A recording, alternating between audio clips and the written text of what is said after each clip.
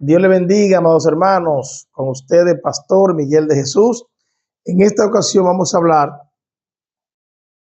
dentro de la serie de estudios de liderazgo, cómo resuelve un líder los conflictos.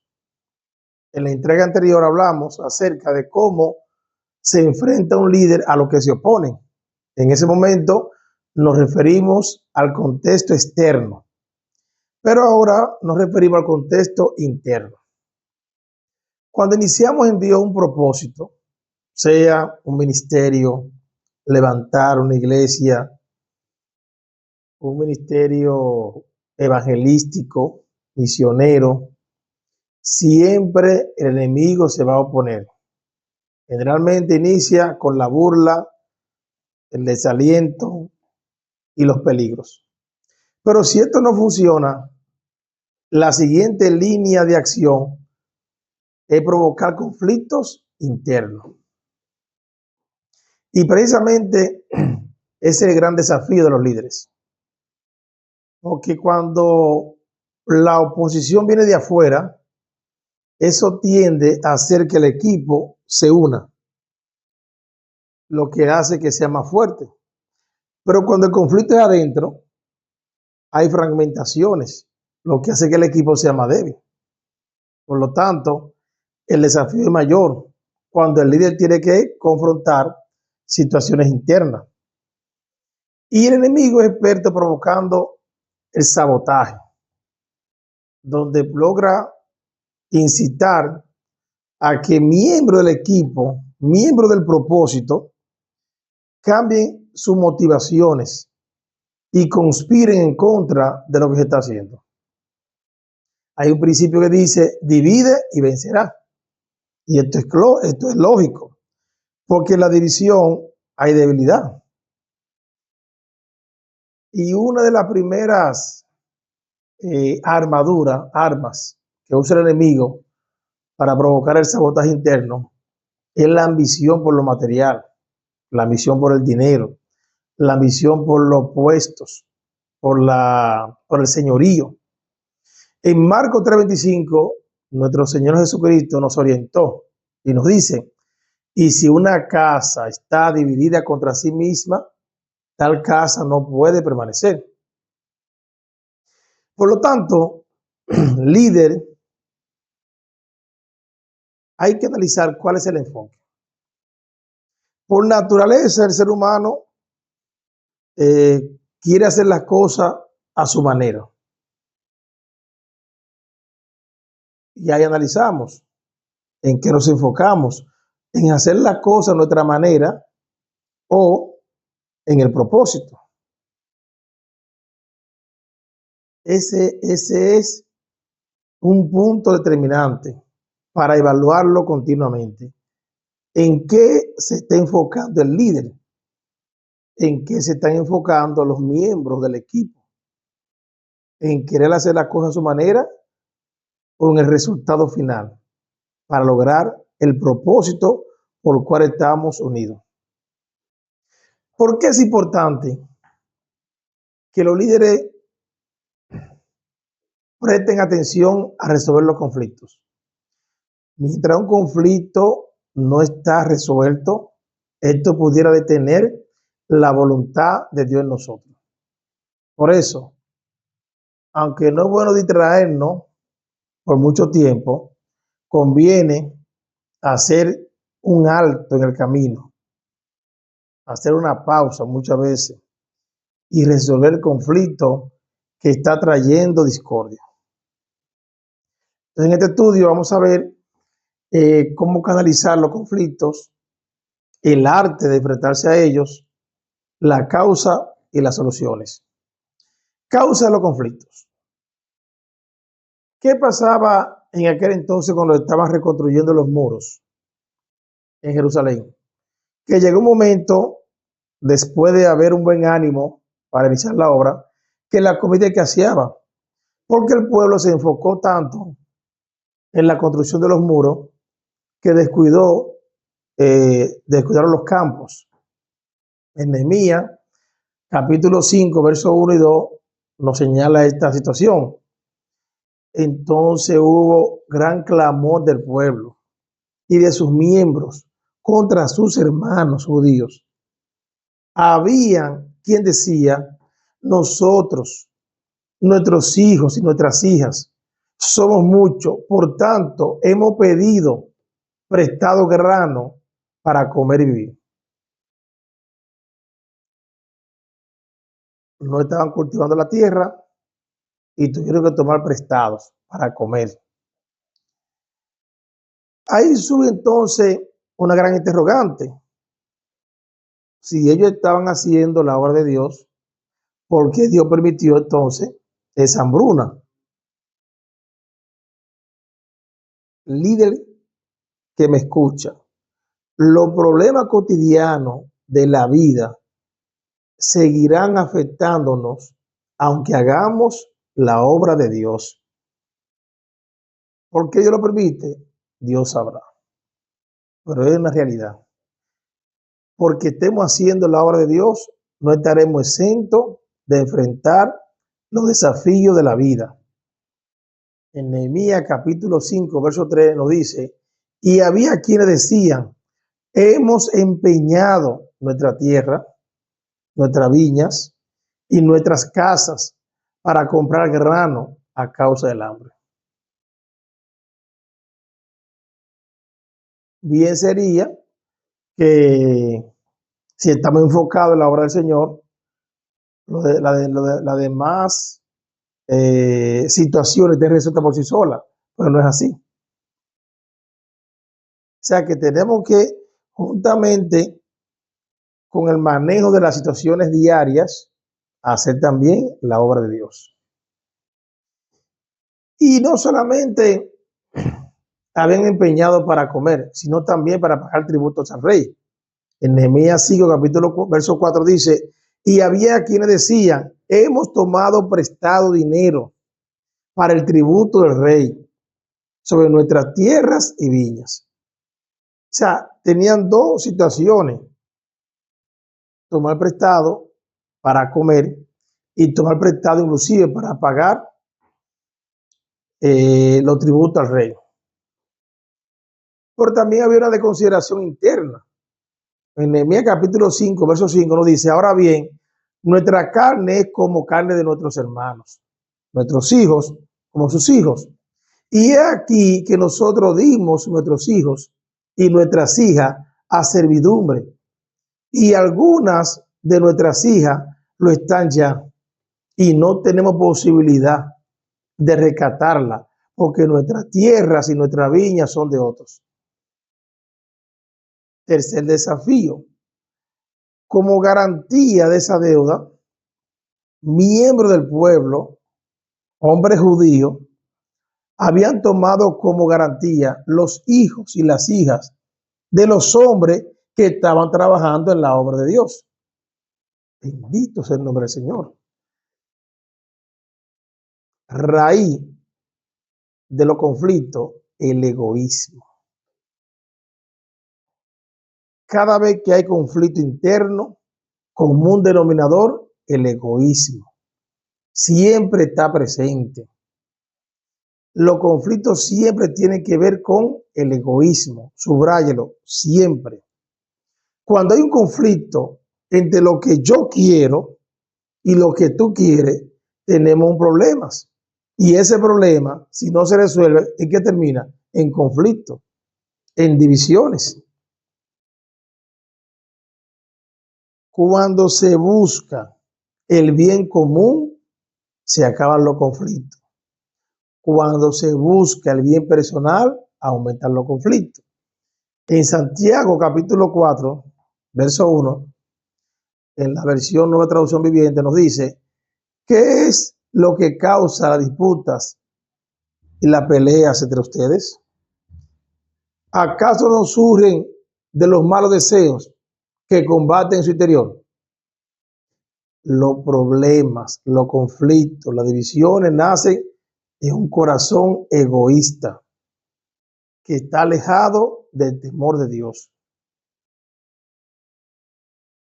Por lo tanto, el gran contraste que enfrentan los líderes, trabajar con gente, es una gran satisfacción. pero también trabajar con gente puede ser la mayor frustración. Por ende, los líderes tienen que aprender el arte de manejar diferentes formatos de personas, diferentes temperamentos, diferentes personalidades. Y tenemos que evaluar lo siguiente y ser sinceros. El ser humano tiende a ser egoísta. No me refiero a Juan ni a Pedro. Nosotros, los seres humanos, tendemos a ser egoístas. Y el egoísmo nos lleva a querer hacer las cosas siempre a nuestra manera. Queremos siempre hacer lo que queremos hacer. Imagínese usted, dos personas son más reunidas en un propósito y que cada quien quiera hacer las cosas a su manera por capricho. Porque así se siente más cómodo, porque así es que lo desea, ignorando el propósito para el cual están unidos. Y ahí es que entonces les recalco lo siguiente, el enfoque. ¿Cuál es mi enfoque? ¿Sentirme cómodo haciendo las cosas de manera o en lograr el resultado para el cual estamos unidos? Entonces hablemos ahora de la solución a los conflictos. Lo primero que un líder hace es enojarse. Cuando hay conflictos, cuando hay divisiones, cuando las cosas no andan bien, no se resuelven hasta que el líder no se enoja. Verso 6 del capítulo 5 de Nehemías nos dice, cuando oí sus quejas, me enojé muchísimo. Nehemías se enojó en gran manera. Esta es la versión Nueva Traducción Viviente. Cuando oí sus quejas, el pueblo se quejaba porque estaba pagando altos intereses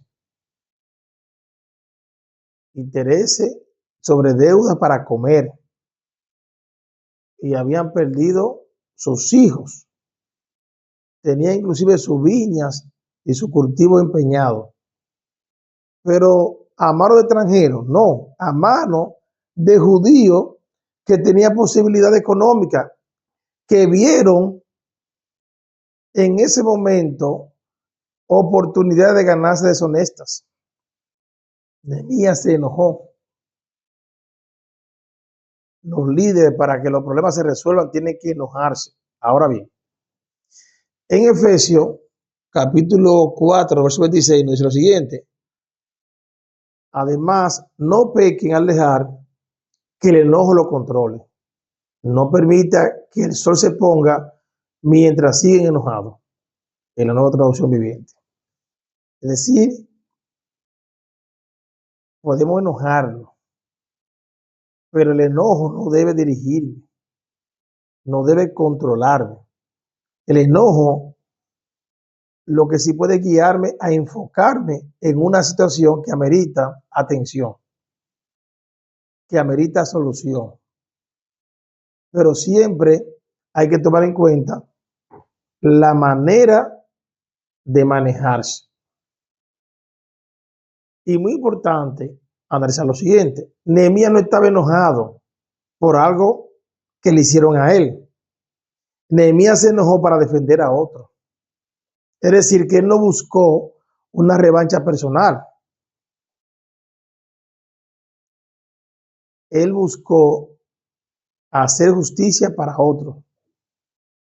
De modo que el egoísmo y la explotación hacia sus hermanos había que confrontarlo. Había que acabar eso. Si no los muros, si no la construcción de los muros estaba en peligro. Ahora bien, no buscó Nehemías, le reitero, enojarse para defender algo personal. Buscó resolver algo que afectaba al pueblo, que afectaba el proyecto de la construcción de los muros.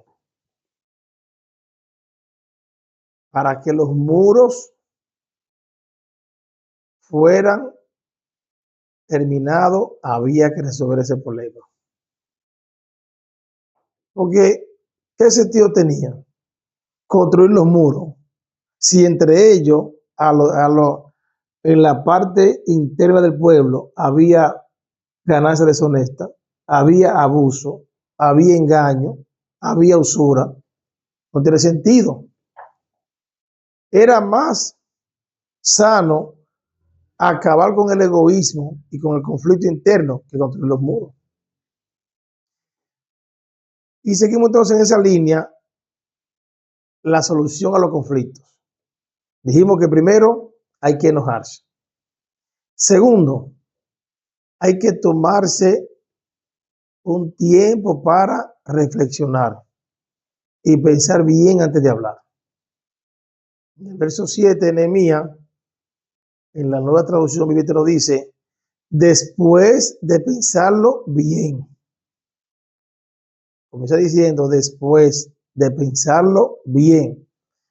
Esa expresión en hebreo se traduce como consulté conmigo mismo. Y después de Nehemías consultarlo consigo mismo, sigue diciendo el verso 7, denuncié a esos nobles y a los funcionarios y le dije, ustedes perjudican a sus propios parientes al cobrar intereses cuando les piden dinero prestado. Entonces convoqué a una reunión pública para tratar el problema. Antes de hablar, Nehemías consultó consigo mismo, lo pensó bien. ¿En qué debemos pensar después que nos enojamos para resolver un problema? ¿Cuál es el propósito por el cual voy a hablar? ¿Cuáles son las palabras que voy a usar? ¿Y cuál es la forma en la que voy a dirigir a los demás? En Santiago 1, verso 19 dice, en la Biblia Dios habla hoy, recuerden esto, queridos hermanos, todos ustedes deben estar listos para escuchar, en cambio deben ser lentos para hablar y para enojarse, porque el hombre enojado no hace lo que es justo delante de Dios. Nehemías primero escuchó la queja del pueblo y luego meditó, reflexionó. Aún estaba enojado cuando escuchó la queja de sus hermanos, no habló sin antes pensar bien las cosas. No te enojes porque te hayan herido, porque te hayan irritado, porque te hayan frustrado, porque te hayan provocado una desilusión. Esa clase de ira es la ira egoísta. Líder, enójate con la ira de Dios y no con la tuya propia. La ira impulsiva siempre mete en problemas a los líderes. La ira de Dios procura la justicia, la verdad y la misericordia. Tercero, para buscar solución a los conflictos, reprende. Confróntate en privado con el que te ha ofendido. Para resolver el problema, ve a la fuente. Si alguien te ha ofendido, si dentro del proyecto alguien ha fallado, antes de comentarlo con cualquier otra persona, ve a la fuente. En la parte media del verso 7, capítulo 5 de Nehemías, nos dice, Nehemías refiriéndose a los nobles, ustedes perjudican a sus propios parientes al cobrar intereses cuando les piden dinero prestado. Trató la esencia del asunto con los nobles en privado primero. O sea, lo confrontó en privado. De modo que si alguien te ha ofendido, lo primero no es ir donde otra persona, es ir donde esa persona específica. Cuando declaramos el asunto a tercera persona, estamos muy propensos a caer en pecado, porque pudiéramos entonces entrar en una murmuración, en un chisme, en un descrédito. Lo mejor es, después de tener conocimiento de lo que está pasando, segundo, meditar bien las cosas. Y tercero, ir a la fuente. Confronta al ofensor en privado. Los líderes deben aprender a confrontar. ¿Qué significa esto? Decir la verdad, pero con amor. Porque alguien ha fallado, porque alguien ha provocado algún tipo de problema en el proyecto, no quiere decir que el líder tiene libertad para decir las cosas que quiera, ni para manejarse por impulso. Se puede confrontar una situación hablando con amor. En Tito, la carta que le escribe Pablo a Tito, capítulo 3, verso 10, verso 11, en la Biblia Dios habla hoy, dice, si alguien causa división en la iglesia, llámale la atención una o dos veces, pero si no te hace caso, dice, expúlsalo de ella. Pues debes saber que esa persona se ha pervertido y que su mismo pecado le están condenando. Generalmente que provoca divisiones tiene problemas internos. Hay personas que el conflicto y la contienda es un estilo de vida, más allá de una situación particular. En la línea de buscar solución a los conflictos, siguiente paso, determinación. Enfrente en público las divisiones públicas.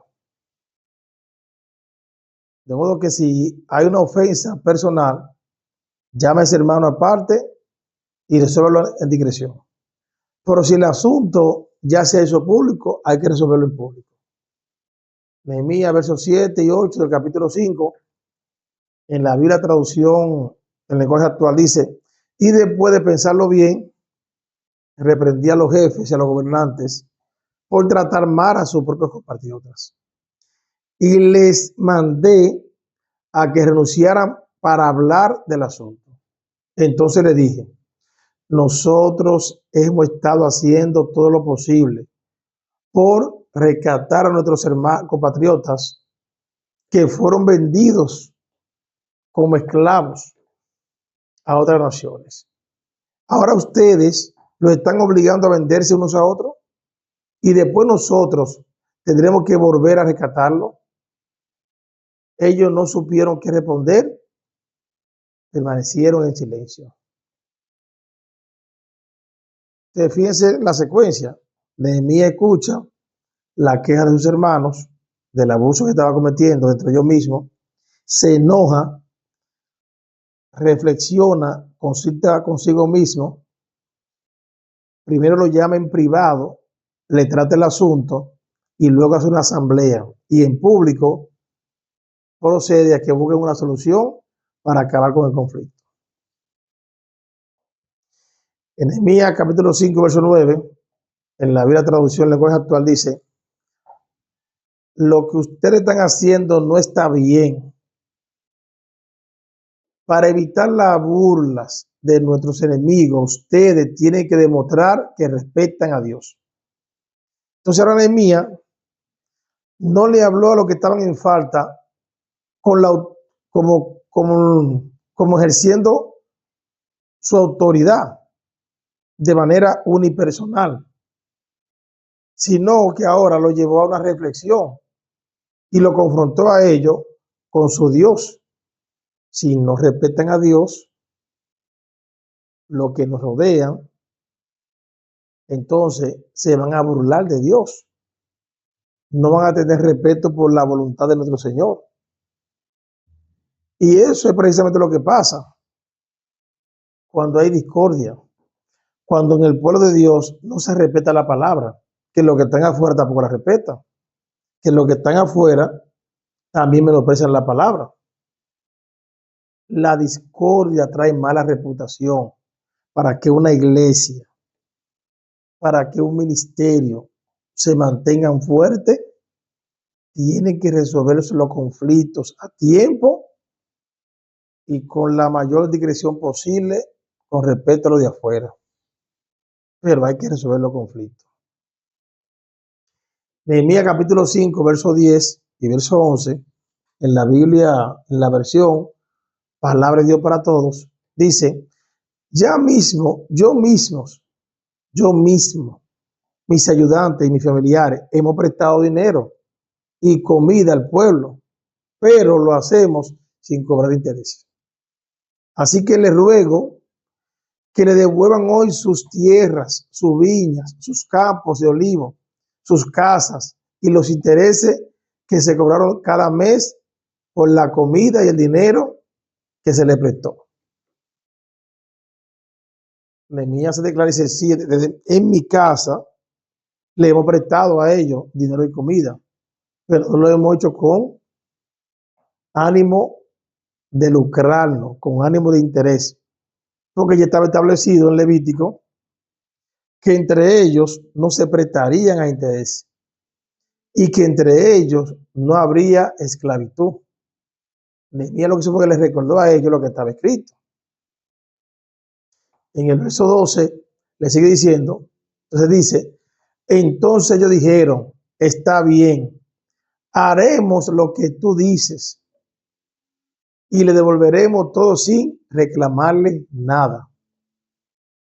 Así que llamé a los sacerdotes para que los nobles y los oficiales juraran entre ellos que harían lo que habían prometido.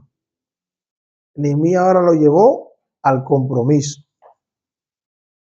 Después de declarar que aceptaban el consejo de Nehemías, ahora Nehemías entonces lo lleva a asumir un compromiso público. Y en la versión Nueva Traducción Viviente, verso 13, capítulo 5, Nehemías, dice, sacudí los dobleces de mi mano y le dije, si no cumple su promesa, que así lo sacuda Dios de sus casas y de sus propiedades.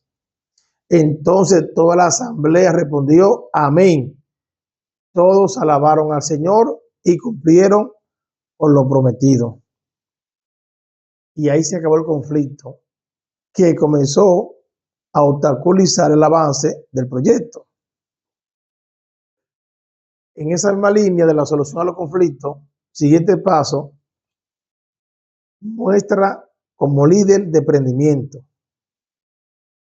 Verso 14 y verso 15, versión Nueva Traducción Viviente, Nehemías declara lo siguiente, durante 12 años en lo que fui gobernador de Judá, desde el año 20 hasta el año 32 del reinado del rey Artajerjes, ni yo ni mi funcionario reclamamos la ración de comida que nos correspondía.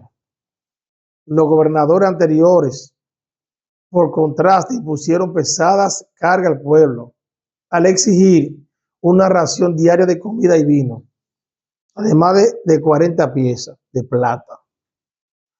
Hasta sus ayudantes se aprovechaban del pueblo. Sin embargo, como yo temía a Dios, no actué de esa manera. Nehemías nunca le pidió al pueblo que hiciera algo que él primero no estuviera haciendo. Nehemías predicó con el ejemplo. Invitó al pueblo a reconstruir los muros, pero él también aportó en la construcción de los muros. Cuando él le pidió al pueblo que oraran a Dios, ya estaba orando. Cuando él le pidió a los nobles y los funcionarios que fueran compasivos con los pobres, es porque ya lo estaba haciendo. Es porque él, aún su remuneración personal, la que le correspondía como gobernador, no la estaba tomando. Los que te siguen prestan más atención a lo que tú haces que a lo que tú dices. Puedes tener la habilidad para disertar el mensaje. Puedes tener el carisma para despertar y llamar la atención de quienes te escuchan. Pero siempre lo que tú haces será el principal mensaje que le va a llegar a los que te siguen. Por eso los líderes tienen que ser íntegros y no dejarse mover por la hipocresía de decir una cosa y hacer otra. 1 Corintios, capítulo 11, verso 1 dice: sé imitadores de mí, así como yo de Cristo. El apóstol Pablo sentía la confianza de que los que le seguían a él imitaran su comportamiento. Cuando un líder no tiene la capacidad o no siente la seguridad de invitar a otros a que imiten su comportamiento, tiene que revisarse. Y si es preciso, hasta detenerse y evaluarse bien. Porque como líder, estamos llamados a enseñar más con el ejemplo que con lo que decimos. ¿Por qué? Porque la gente sigue modelos. La gente se inspira en un modelo a seguir. Los líderes solo le piden a los demás lo que ellos están haciendo. Por eso los líderes hablan más en primera persona. Hagamos, vayamos. Efesios capítulo 4, verso 3 nos da el siguiente consejo. En la versión Nueva Traducción Viviente: hagan todo lo posible por mantenerse unidos en el espíritu y enlazados mediante la paz. Si no hay unidad en los miembros de un equipo, no hay avance. No hay metas conquistadas, no habrá resultado. Los líderes tienen que aprender el arte de resolver los conflictos de una manera oportuna y eficiente. Evangelio según San Juan, capítulo 13, verso 35, versión Nueva Traducción Viviente. Jesús dijo: el amor que tengan unos con otros será la prueba ante el mundo de que son mis discípulos. La muestra ante el mundo de que somos discípulos de Cristo, más allá de la manifestación de milagros, de señales y prodigios y de expulsión de demonios, es el amor que tenemos uno con otro. Ese es el sello, esa es la identidad. Cuando comenzamos a leer el libro de Hechos, primeros 5 capítulos, con frecuencia leemos la palabra unidad, expresiones relativas a la unidad. Y en ese contexto, ¿qué se destaca de la vida cristiana? Manifestación de poder, manifestación de amor, manifestación de milagro. Es decir, que en la unidad, en el vínculo perfecto del amor y del Espíritu Santo, hay poder, amor y milagros. Y ese modelo de la iglesia primitiva tenemos que replicarlo hoy. Y entre nosotros, en todo lo que hagamos para Dios, tenemos que hacerlo con amor, con unidad, con respeto, con mansedumbre, para que la gloria de Dios se manifieste y la gente alabe a Dios a través de la manera en la cual nos conducimos y en la cual nos sobrellevamos uno con otro. En Mateo 5:9 dice nuestro Señor Jesucristo: Dios bendice a los que procuran la paz, porque serán llamados hijos de Dios. La paz va primero que todo. Por lo tanto, si hay conflictos y hay que detenerse, hay que hacerlo para buscar la paz, para buscar soluciones. Porque es que los conflictos mitigan el avance. El conflicto trae malestares, trae fragmentaciones, contienda, discordia. Y en todo eso obra el enemigo que quiere que lo detengamos. Por lo tanto, los líderes tienen que ser pacificadores, tienen que ser propensos a lo que es la justicia, a lo que es la misericordia. Tienen que alejarse de todo lo que es el chisme, la murmuración y todo aquello que no trae paz, hay que desecharlo. Así que Dios le bendiga. Con ustedes, Pastor Miguel de Jesús, cómo resuelve lo